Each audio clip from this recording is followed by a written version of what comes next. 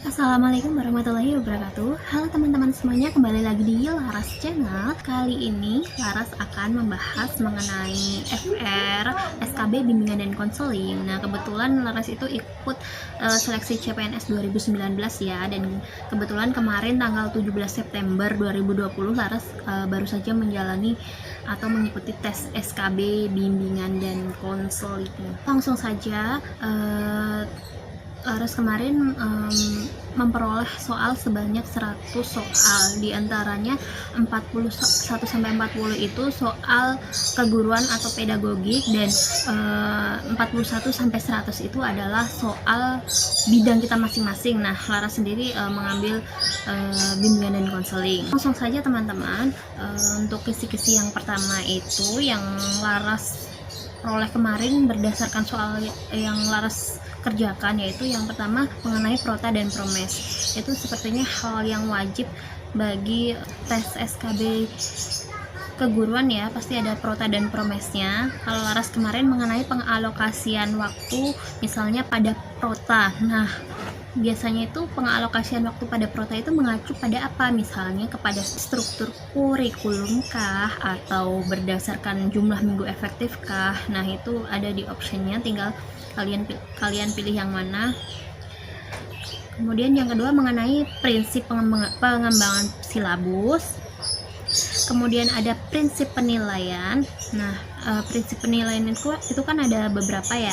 Misalnya ada yang sahih, akuntabel, kemudian objektif, dan lain sebagainya. Kemudian yang keempat mengenai penelitian.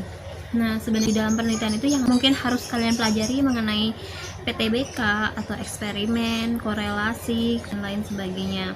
Nah, misalnya contoh soalnya Laras masih sedikit ingat, misalnya upaya meningkatkan minat melanjutkan studi melalui bimbingan karir.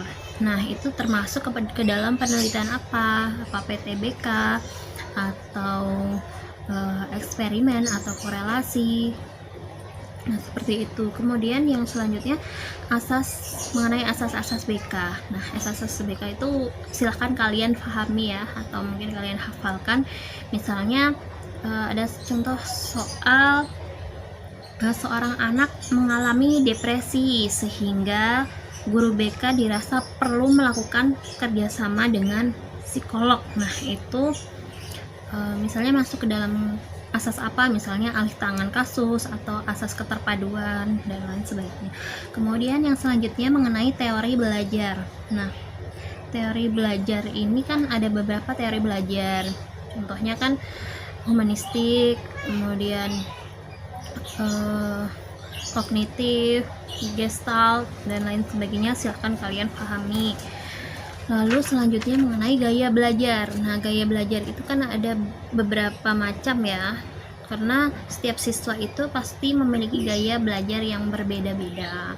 Nah, sebelum kita mengajar suatu kelas, kita kan perlu memahami nih peserta didik yang akan kita ampu ini gaya belajarnya itu seperti apa. Nah, baru kita mungkin bisa lebih mudah dalam menyampaikan informasi ketika kita memahami gaya belajar peserta didik yang akan kita ampu. Misalnya gaya belajar melalui audio atau visual atau kinestetik. Nah, kita harus memahami itu. Kemudian mengenai BK karir ya, berarti ini sudah masuk ke bidang ya.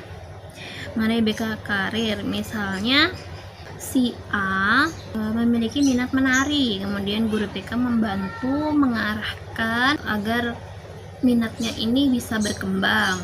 Nah, mungkin melalui ekskul atau dan lain sebagainya. Nah, itu termasuk ke dalam apa? Apakah ke dalam perencanaan individual atau BK karir atau layanan informasi atau orientasi.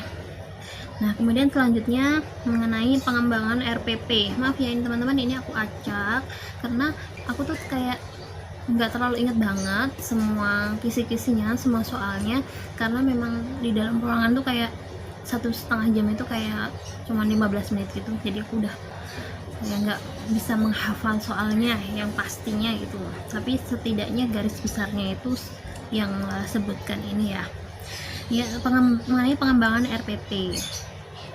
Nah, RPP ini bisa dikembangkan oleh siapa? Oleh guru secara mandiri kah, atau secara berkelompok, atau oleh kepala sekolah? Nah, itu mungkin bisa kalian pelajari juga.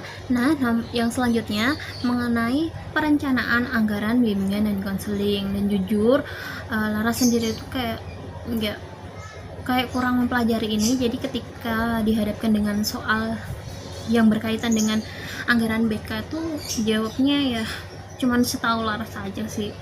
Nah, yang terakhir mengenai fungsi bimbingan dan konseling. Di bimbingan konseling sendiri itu kan ada fungsi pemahaman, ada pencegahan, pengentasan, pengembangan, dan pemeliharaan serta advokasi. Nah, contoh soalnya itu misalnya ada kasus seperti ini, kemudian guru BK melakukan hal ini. Itu termasuk fungsi BK pada fungsi yang mana, misalnya fungsi pemahaman atau pengentasan kah. Itu bisa kalian pelajari juga ya teman-teman. Mungkin itu sedikit kisi-kisi atau FR yang bisa Laras bagikan. Mungkin tidak semirip yang Laras kerjakan kemarin, tapi semoga bisa membantu teman-teman dan bisa menjadi referensi belajar teman-teman. Dan jangan lupa pelajari materi-materi yang lain juga, karena tidak menutup kemungkinan soal yang lain itu akan keluar juga di SKB teman-teman, khususnya bimbingan dan konseling ya pastinya. Nah, Laras doakan semoga yang belum melaksanakan tes SKB semoga diberi kemudahan dan kelancaran dan bisa menjawab soal dengan tepat. Dan teman-teman yang sudah melaksanakan SKB semoga kita semua bisa lolos ke tahap pemberkasan dan bisa menjadi ASN serta mendapatkan NIP di tahun ini. Amin, amin ya rabbal alamin. Ya, sekian teman-teman, terima kasih telah menonton video Laras. Jika kalian suka, jangan lupa like, komen, dan subscribe supaya Laras semangat untuk membuat video-video yang lainnya. Terima kasih teman-teman. Wassalamualaikum warahmatullahi wabarakatuh. Bye bye.